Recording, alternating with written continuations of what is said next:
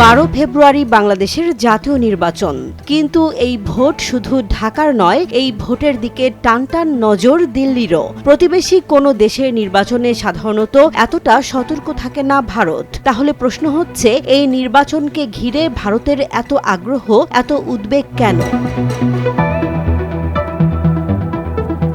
প্রথম এবং সবচেয়ে বড় কারণ, এই নির্বাচনের মধ্য দিয়ে দীর্ঘ প্রায় 1.5 দশক পর বাংলাদেশে এমন একটি সরকার আসতে পারে যেখানে আওয়ামী লীগ থাকবে না। ঢাকায় আওয়ামী লীগ সরকারে অভ্যস্ত হয়ে পড়া দিল্লির জন্য এটি একেবারেই নতুন বাস্তবতা। নতুন রাজনৈতিক সমীকরণের সঙ্গে মানিয়ে নেয়ার প্রস্তুতি এখন ভারতের বড় চ্যালেঞ্জ।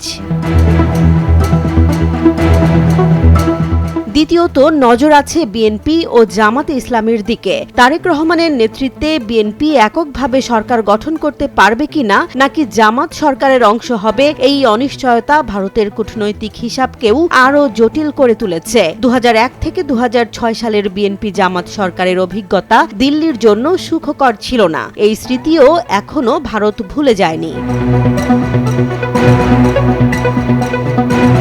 তৃতীয় গুরুত্বপূর্ণ বিষয় হল, জামাতে ইসলামী সরকারে থাকুক বা শক্তিশালী বিরোধী দল হোক, নতুন সংসদে তাদের প্রভাব যে বড় হতে যাচ্ছে তা প্রায় নিশ্চিত। দীর্ঘদিন জামাতকে ভারতের অঘোষিত রেড লাইন হিসেবে দেখা হলেও এবার দিল্লি কিভাবে এই দলটির সঙ্গে এনগেজ করবে সেটাই এখন বড় প্রশ্ন। এর বাইরেও ভারতের সবচেয়ে সংবেদনশীল উদ্বেগ উত্তর পূর্ব ভারতের নিরাপত্তা। শেখ হাসিনার শাসনামলে সশস্ত্র বিচ্ছিন্নতাবাদী গোষ্ঠীগুলো বাংলাদেশের মাটি ব্যবহার করতে পারেনি, বরং শীর্ষ নেতাদের ভারতের হাতে তুলে দেওয়া হয়েছিল। নতুন সরকার এই নীতিতে কতটা কঠোর থাকবে সেটাই দিল্লির জন্য সবচেয়ে বড় দুশ্চিন্তা। তবে ভারতের কৌশল এবার কিছুটা ভিন্ন। আগের নির্বাচনের মতো প্রকাশ্যে হস্তক্ষেপের অভিযোগ ওঠেনি। 2024 সালের গণ অভ্যুত্থানে ভারত বিরোধী স্লোগান ওঠার পর দিল্লি সচেতনভাবেই নিজেদের প্রকাশ্যে দূরে রেখেছে বলে মনে করছেন বিশ্লেষকরা।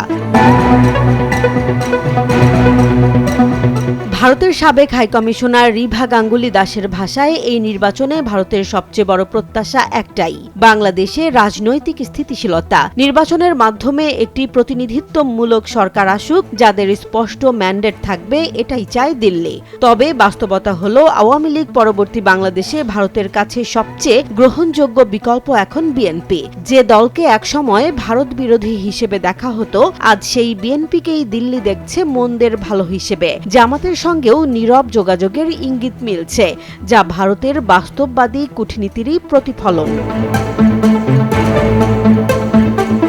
সব মিলিয়ে বাংলাদেশের এই নির্বাচন ভারতের জন্য ভরা অনিশ্চয়তায় মোড়া। তবে অন্তর্বর্তী সময়ের অস্থিরতার চেয়ে নির্বাচনের পর একটি স্থিতিশীল সরকার, সেটিই এখন দিল্লির সবচেয়ে বড় চাওয়া। একটি বিষয়ে ভারতের অবস্থান স্পষ্ট, উত্তর পূর্ব ভারতের নিরাপত্তায় কোনো আপোষ নয়।